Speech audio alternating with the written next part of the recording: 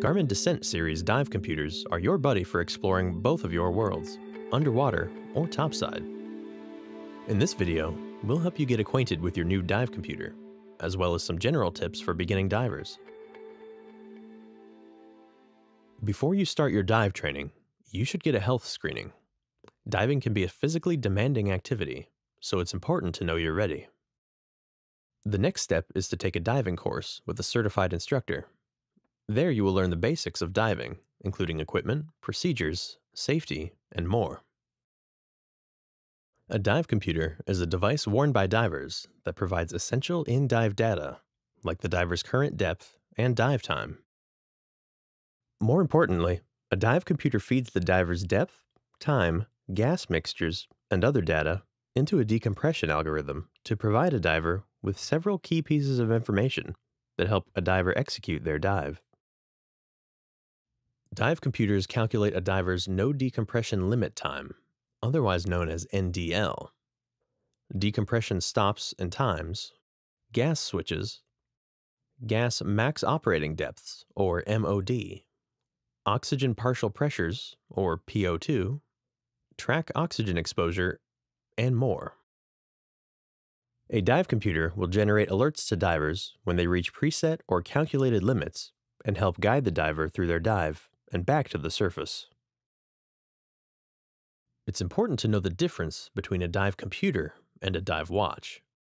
A traditional dive watch is an analog timepiece with a rotating bezel that allows a diver to track how long they've been underwater. Historically, the diver would use this time along with dive tables and a depth gauge to track their dive. Dive computers have become the standard tool for a diver to plan and execute their dives. Many dive charter operations require divers to use a computer, and most major training agencies use them in their courses.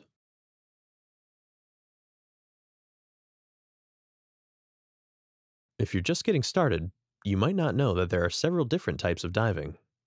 Recreational diving is the most popular, and where you'll start in your dive training. Recreational diving is diving within NDL limits. This allows the diver to execute an ascent at any point in the dive. Recreational divers will typically be trained to not dive below specific depths, depending on their certification level. The second category is technical diving. This requires more training and experience to dive deeper and longer than recreational diving allows.